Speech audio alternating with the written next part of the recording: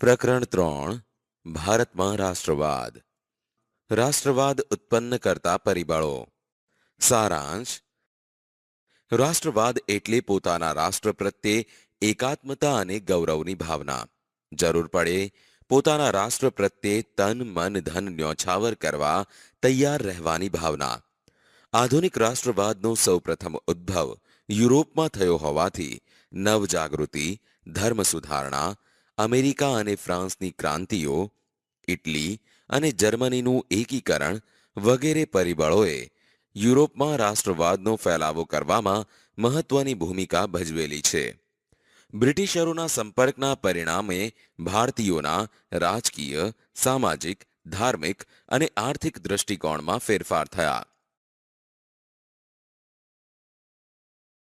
સૈદ્ધાંતિક સમજ. 1. રાજકીય. અંગ્રેજોના શાસન પહેલા આપણા દેશમાં રાજકીય એકતાનો અભાવ હોવાથી ભારત નાના મોટા રજવાડામાં વહેંચાયેલું હતું. આમ અંગ્રેજોએ ભારતના ઘણા રાજવીઓને હરાવીને મોટા ભાગના ભારત ઉપર પ્રત્યક્ષ કે પરોક્ષ રીતે અંકુશ સ્થાપ્યો અને એક સરખું વહીવટી તંત્ર અમલમાં મૂક્યો. 2. આર્થિક. અંગ્રેજો ભારતમાંથી કાચો માલ ઇંગ્લેન્ડ લઈ જતા અને ત્યાં ઉત્પાદિત કરેલો તૈયાર માલ ભારતના બજારોમાં વેચતા. ઇંગ્લેન્ડ તરફથી ભારત આવતા માલ પર નજીવી જકાત લેવાતી, જ્યારે હિન્દમાં ઉત્પન્ન થતા તૈયાર માલ ઉપર વધુ જકાત લેવાતી. પરિણામે ભારતમાં ઉત્પન્ન થયેલો માલ મોંઘો પડતો. આમ આ હરીફાઈમાં ભારતના હસ્ત ઉદ્યોગ ટકી શક્યા નહીં.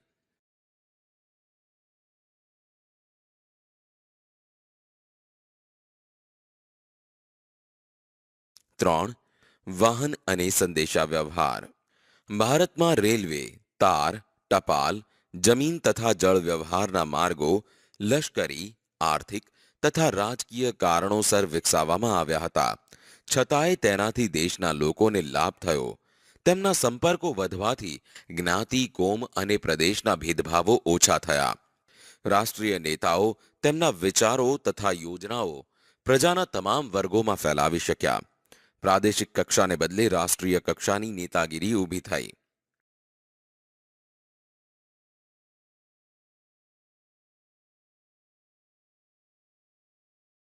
4. શિક્ષણ અને સાહિત્ય. ભારતીય રાષ્ટ્રવાદના ઉદયમાં અંગ્રેજી કેળવણીનો પણ મોટો ફાળો રહ્યો. વિશ્વનું ઘણું બધું સાહિત્ય અંગ્રેજીમાં હોવાથી આપણા દેશના લોકો અંગ્રેજી ભાષા શીખ્યા.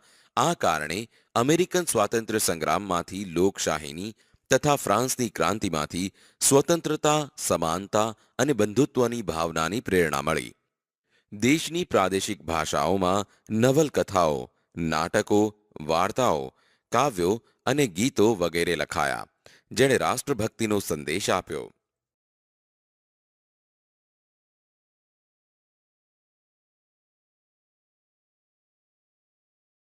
5. વર્તમાનપત્રો. રાષ્ટ્રીય ચેતના ફેલાવવામાં વર્તમાનપત્રોએ નોંધપાત્ર હિસ્સો આપ્યો. તેમજ બંગાળ, મુંબઈ, મદ્રાસ તથા બીજા પ્રાંતોમાં પ્રસિદ્ધ થતા અખબારોએ સરકારની નીતિઓની ટીકા કરી.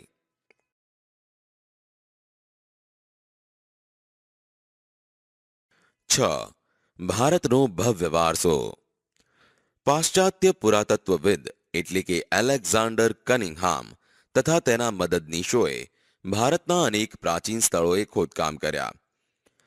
ભગવાનલાલ ઇન્દ્રજી જેવા ભારતીય પુરાતત્વવિદોએ પણ અનેક પુરાણા અવશેષો શોધી ભારતીયોને દેશની સંસ્કૃતિની ભવ્યતાનો ખ્યાલ આપ્યો. હિન્દી રાષ્ટ્રીય મહાસભાની સ્થાપના. સારાંશ. હિન્દી રાષ્ટ્રીય મહાસભાની સ્થાપનામાં જુદા જુદા પરિબળો તથા કેટલીક પ્રાદેશિક સંસ્થાઓ જેમ કે Bengal British Indian society, Kolkata, Madras native Sabha, Chennai Indian association, Kolkata, Bombay association, Mumbai Sarvajanik Sabha, Pune વગેરેનો પણ ફાળો હતો.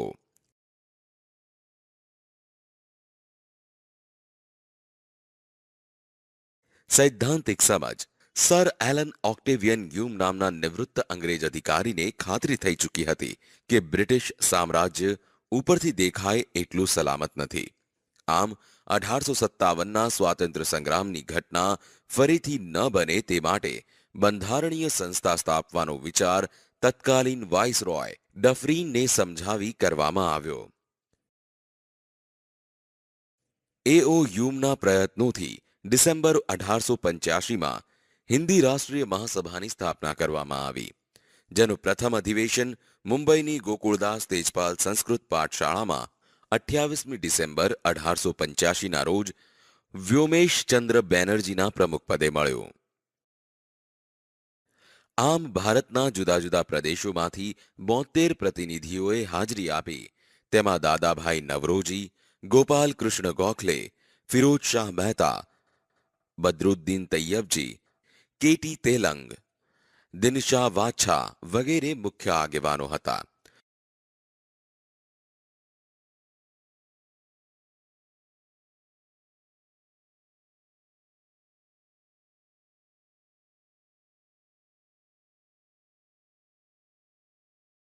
બીજું અધિવેશન 1886માં દાદાભાઈ નવરોજીના પ્રમુખપદે મળ્યો, જેની સભ્ય સંખ્યા 432 હતી. તેમજ ત્રીજું અધિવેશન 1887માં મળ્યું, જેની સભ્ય સંખ્યા 607 હતી. મહાસભાની પ્રથમ તબક્કાની કામગીરી 1885 થી 1905. મહાસભાની પ્રથમ કામગીરી બંધારણીય હોવાથી સરકાર સમક્ષ રાજકીય હકો, આર્થિક અને સામાજિક વિકાસ અને શૈક્ષણિક પ્રગતિ માટે કરેલી માંગણીઓને અંગ્રેજ સરકારે અવગણી હતી. સરકારી નોકરીઓમાં હિન્દીઓને વધારે પ્રમાણમાં લેવા, લશ્કરી અને મુલકી ખાતાઓમાં થતો ખર્ચ ઘટાડવો, ખેડૂતોને દેવામાં રાહત આપવી, ગૃહ ઉદ્યોગને સજીવન કરવા વગેરે માંગણીઓ કરવામાં આવતી. મહાસભા દ્વારા કેન્દ્રીય તેમજ પ્રાંતિક ધારાગૃહોને વિસ્તાર કરીને તેમાં 50% સભ્યો ચૂંટાયેલા રાખવા તથા કારોબારીને શક્ય તેટલી હદે ધારાસભાને જવાબદાર બનાવવી તેમજ વ્યક્તિ સ્વાતંત્ર્ય તથા વાણી સ્વાતંત્ર્ય આપતા કાયદાઓ પસાર કર્યા હતા. અંગ્રેજોની બદલાતી વૃત્તિઓ. સારાંશ. હિન્દી રાષ્ટ્રીય મહાસભાની સ્થાપનાની શરૂઆતમાં અંગ્રેજ શાસકો તેના પ્રત્યે સહાનુભૂતિ ધરાવતા હતા, પરંતુ થોડા જ સમયમાં તેઓ વિરોધી બન્યા. ગવર્નર જનરલ કર્ઝને રાષ્ટ્રીયતા વિરોધી કેટલાક પગલાં ભરી ભાગલા પાડો અને રાજકરોની નીતિ અપનાવીને બંગાળનું ઈસવીસન 1905માં વાઇસરોય કર્ઝને વિભાજન કર્યું. તેમાં બિહાર અને ઓરિસ્સાના કેટલાક પ્રદેશોનો સમાવેશ થતો હતો, જેની વસ્તી 7,80,00,000થી વધુ હતી. વાઇસરોય કર્ઝન મુસ્લિમ બહુમતીને અલગ કરી હિન્દુ મુસ્લિમ વચ્ચે કોમવાદ ઊભો કરીને વધતી જતી રાજકીય જાગૃતિને નબળી પાડવા માંગતા હતા, જેનો ઈરાદો રાષ્ટ્રીય નેતાઓ સમજી ગયા અને તેઓએ આ યોજનાનો ઉગ્ર વિરોધ કર્યો. સૈદ્ધાંતિક સમજ. બંગભંગનું આંદોલન. બંગાળની એકતાને તોડનારા આ ભાગલાનો વિરોધ કરવા આ આંદોલનમાં બંકિમચંદ્ર ચટ્ટોપાધ્યાયની આનંદ મઠ નવલકથાનું વંદે માતરમ ગીતને લડાઈનો નારો બનાવવામાં આવ્યો અને જે દિવસે ભાગલાનો અમલ શરૂ થયો તે દિવસ બંગાળમાં શોક દિન તરીકે ઉજવવામાં આવ્યો. રવિન્દ્રનાથ ટાગોરના સૂચનથી તે દિવસને એકતા દિન તરીકે પણ ઉજવાયો. સ્વદેશી આંદોલન. બંગભંગની લડતને ઉગ્ર અને વ્યાપક બનાવવા 3 લક્ષણો અમલમાં મૂકવામાં આવ્યા હતા. 1. સ્વદેશી માલનો વેપાર કરવો. 2. વિદેશી માલનો બહિષ્કાર કરવો અને 3. રાષ્ટ્રીય શિક્ષણ લેવું.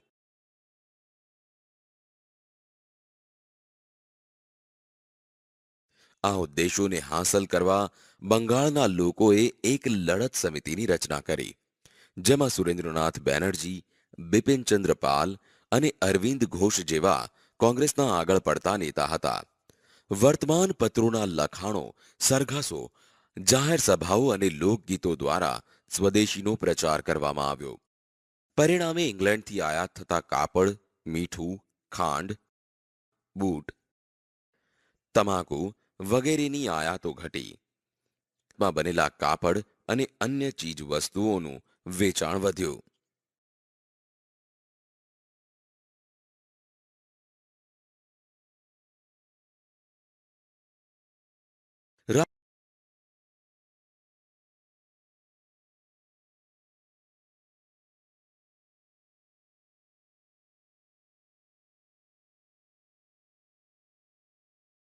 જહાલવાદનો ઉદય.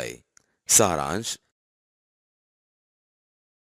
દાદાભાઈ નવરોજી, સુરેન્દ્રનાથ બેનર્જી, ગોપાલકૃષ્ણ ગોખલે, ફિરોજ શાહ મહેતા વગેરે નેતાઓ બંધારણીય માર્ગે રાજકીય હકો મેળવવા પ્રયત્ન કરતા હતા. તેમજ તેમના સમય પ્રમાણે નરમ વલણ અપનાવ્યું હોવાથી મવાળવાદી તરીકે ઓળખાયા. તેમની કામગીરીના પરિણામ સ્વરૂપ જાગૃત થયેલો હિન્દનો યુવા વર્ગ ઉત્સાહી, આક્રમક અને આત્મવિશ્વાસથી સભર થયેલો હોવાથી તેઓ મવાળ નીતિને બદલે આક્રમક નીતિ અખત્યાર કરવામાં માનતો હતો. સૈદ્ધાંતિક સમજ. જહાલવાદી નેતાઓમાં લાલ બાલ અને પાલની ત્રિપુટીથી ઓળખાતા લાલા લજપતરાય, બાળ ગંગાધર ટિળક અને બિપિનચંદ્ર પાલનો સમાવેશ થતો હતો, જે સ્વરાજને ઇનામ તરીકે નહીં પણ હકથી મેળવવામાં માનતા હતા. જહાલવાદી નેતાઓ. લોકમાન્ય ટિળક 1856 થી 1920. લોકમાન્ય ટિળકે એક મંત્ર આપ્યો હતો કે સ્વરાજ મારો જન્મસિદ્ધ અધિકાર છે અને હું તેને મેળવીને જ જંપીશ. તેમણે ગણેશ ચતુર્થી અને શિવાજી જયંતી ઉત્સવો ઉજવવાનું તેમજ મરાઠી ભાષામાં કેસરી અને અંગ્રેજી ભાષામાં મરાઠા નામના 2 વર્તમાનપત્રો શરૂ કર્યા. ઈસવીસન 1916માં હોમ રૂલ ચળવળમાં તેમણે સક્રિય ભૂમિકા ભજવી હતી.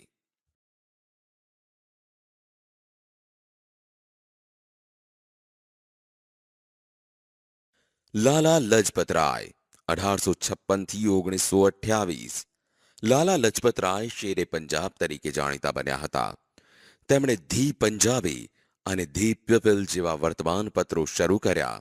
તેમજ ઈસવીસન 1928માં તેમણે સાયમન કમિશનનો વિરોધ કર્યો, જેમાં પોલીસની લાઠીઓના પ્રહાર દરમિયાન તેમણે કહ્યું હતું કે મારા પર કરેલા લાઠીના એક એક પ્રહાર બ્રિટિશ સામ્રાજ્યના કફનની ખાઈ બની રહેશે.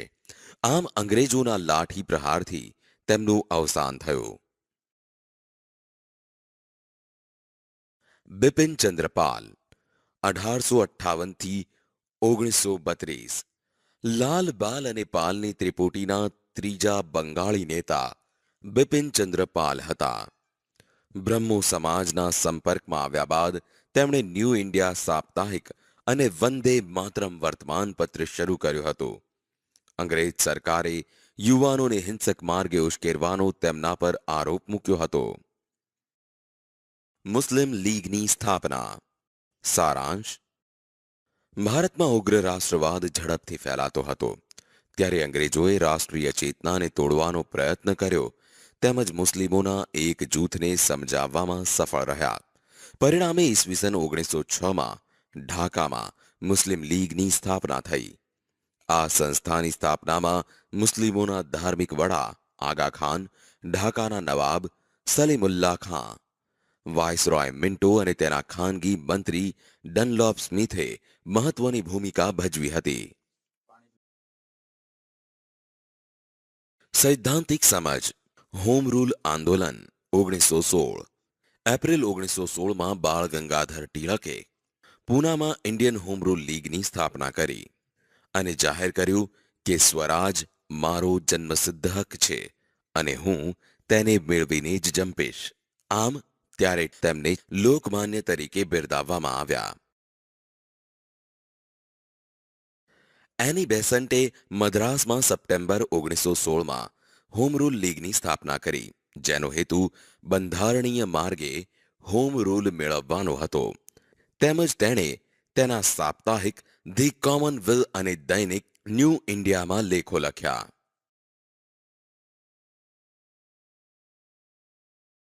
એની બેસન્ટે બ્રિટિશ સરકારને હિન્દને જવાબદાર રાજ્યતંત્ર અને ગૃહ સ્વરાજ વહેલી તકે આપવાનો અનુરોધ કર્યો, જેમાં કોંગ્રેસ અને મુસ્લિમ લીગે હોમ રૂલ આંદોલનને ટેકો આપ્યો, જેને કારણે મદ્રાસ સરકારે તેની ધરપકડ કરી અને ઉટાકામંડમાં નજરકેદ રાખ્યા.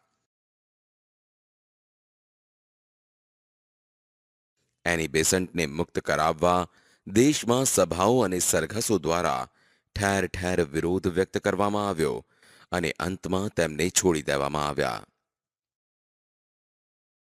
તેમને ડિસેમ્બર 1917માં કોલકાતા મુકામે ભરાયેલા કોંગ્રેસના અધિવેશનમાં સૌ પ્રથમ મહિલા પ્રમુખ તરીકે પસંદ કરવામાં આવ્યા હતા. લખનૌ કરાર. ઈસવીસન 1915માં કોંગ્રેસ અને મુસ્લિમ લીગે એક સાથે મુંબઈમાં અધિવેશન ભર્યો.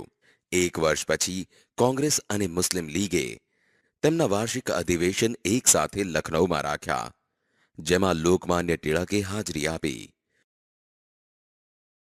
ઈસવીસન 1907માં સુરત કોંગ્રેસ અધિવેશનમાં મવાળવાદી તથા જહાલવાદી જૂથ અલગ પડ્યા, જે હવે એક થઈ ગયા હતા. કોંગ્રેસ અને મુસ્લિમ લીગના નેતાઓએ ઈસવીસન 1916માં લખનૌ મુકામે સમજૂતી કરીને કરાર કર્યા, જે કરાર લખનૌ કરાર તરીકે જાણીતો થયો. સુભાષચંદ્ર બોઝ અને આઝાદ હિન્દ ફૌજ. સારાંશ. સુભાષચંદ્ર બોઝનો જન્મ 23મી જાન્યુઆરી 1897ના રોજ ઓડિશાના કટક મુકામે થયો હતો. તેમની માતાનું નામ પ્રભાવતી અને પિતાનું નામ જાનકીનાથ બોઝ હતું. બાળપણથી જ તેઓ તીવ્ર બુદ્ધિ પ્રતિભા ધરાવતા હોવાથી ઈસવીસન 1920માં લંડનમાં આઈસીએસની પરીક્ષામાં ચોથા નંબરે પાસ થયા.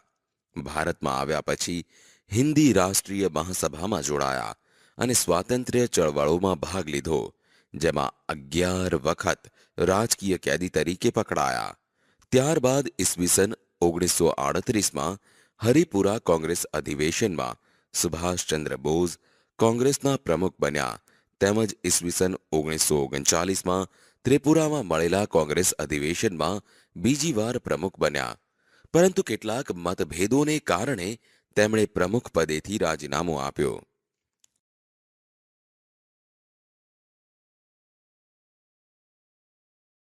સૈદ્ધાંતિક સમજ. મે 1939માં સુભાષચંદ્ર બોઝે ફોરવર્ડ બ્લોક નામના નવા રાજકીય પક્ષની રચના કરી. બીજી બાજુ યુરોપમાં દ્વિતીય વિશ્વયુદ્ધ શરૂ થતા ફોરવર્ડ બ્લોકે યુદ્ધ વિરોધી પ્રચાર શરૂ કર્યો. સુભાષચંદ્ર અને તેમના સાથીઓને સરકારે જેલમાં પૂર્યા, જેથી સુભાષચંદ્ર બોઝ ઉપવાસ પર ઉતર્યા, પરંતુ તેમની તબિયત લથડતા સરકારે જેલમાંથી મુક્ત કર્યા અને તેમના જ મકાનમાં નજરકેદ રાખ્યા.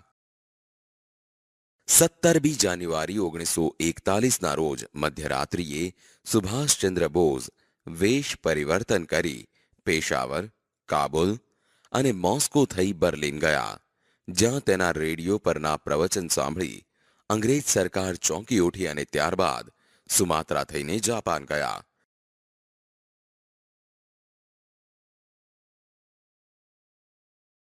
જર્મની તથા જાપાન અંગ્રેજોના દુશ્મન દેશો હોવાથી આ સંજોગોનો લાભ લઈ સુભાષચંદ્ર બોઝે જર્મનીના વડા હિટલર તથા જાપાનના વડાપ્રધાન ટોજો સાથે પણ વાતચીત ચલાવેલી હતી.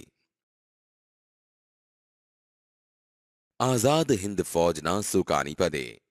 બ્રિટિશ લશ્કરના ભારતીય અમલદાર કેપ્ટન મોહનસિંગે જાપાનને શરણે ગયેલા ભારતીય સૈનિકોમાંથી આઝાદ હિન્દ ફૌજની રચના કરી, પરંતુ જાપાન સરકાર તથા રાસબિહારી બોઝ વચ્ચે મતભેદ થતા તેમણે રાજીનામું આપવાની ફરજ પડી. આમ રાસબિહારી બોઝે સર્વસંમતિથી 4 જુલાઈ 1943ના રોજ આઝાદ હિન્દ ફૌજના સર્વોચ્ચ નેતા તરીકે સુભાષચંદ્ર બોઝની વરણી કરી, જેમાં તેમને નેતાજીનું હુલામણું નામ આપવામાં આવ્યું. નેતાજીએ ફૌજને ચલો દિલ્હીનું સૂત્ર આપ્યો, તેમજ ભારતને જય હિન્દનો મંત્ર આપ્યો. તેમણે દક્ષિણ પૂર્વ એશિયાના દેશોનો પ્રવાસ કરીને ત્યાંના ભારતીયો પાસે માતૃભૂમિની સ્વતંત્રતા માટે તેમના સર્વસ્વનું બલિદાન આપવાની માંગણી કરી, જેમાં તેમણે तुम मुझे खून दो मैं तुम्हें आजादी दूंगा ના સૂત્ર દ્વારા આઝાદી માટે આહવાન કર્યું. કામચલાઉ સરકાર. ઓક્ટોબર 1943માં સુભાષચંદ્ર બોઝે સિંગાપુરમાં કામચલાઉ સરકારની સ્થાપના કરી, જેમાં તેમણે પોતે લશ્કરના સર્વોચ્ચ વડા તરીકેનો હોદ્દો સંભાળ્યો અને ઇંગ્લેન્ડ અને અમેરિકા સામે યુદ્ધ જાહેર કર્યું. આઝાદ હિંદ ફૌજની કામગીરી. સુભાષચંદ્ર બોઝ આઝાદ હિંદની કામચલાઉ સરકારના વડા બન્યા પછી આઝાદ હિંદ ફૌજનું પુનઃ આયોજન કર્યું. તેમણે આઝાદ હિંદ ફૌજમાં 4 લશ્કરી ટુકડીઓ ઊભી કરેલી, જેના નામ તેમણે ગાંધી, સુભાષ, નહેરુ અને આઝાદ આપેલા. આઝાદ હિંદ ફૌજે ભારતની પૂર્વ સરહદે આરાકાન અને ઇમ્ફાલ વિભાગમાં કેટલાક વિજયો મેળવ્યા, પરંતુ પુરવઠાની ભયંકર તંગી અને ભારે વરસાદના કારણે ફૌજને પીછેહટ કરવી પડી.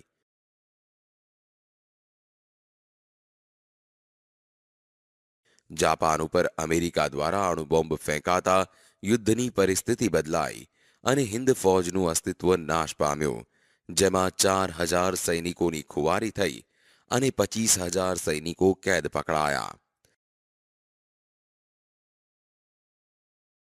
નેતાજીની પ્રતિજ્ઞા હતી કે હું ગુલામ હિન્દુસ્તાનમાં પગ મૂકીશ નહીં. તેથી તેઓ રંગૂન અને બેંકોક છોડીને વિમાન માર્ગે આગળ વધ્યા. જાપાને કરેલી જાહેરાત મુજબ 18 ઓગસ્ટ 1945ના રોજ ફોર્માસાના તાઇપેઈ વિમાન મથકથી વિમાન ઉપડ્યું અને તરત જ તેને આગ લાગી, જેમાં નેતાજી સખત દાઝ્યા અને અવસાન પામ્યા એવું કહેવાય છે. વિદ્યાર્થીઓ, આ પ્રકરણ અહીં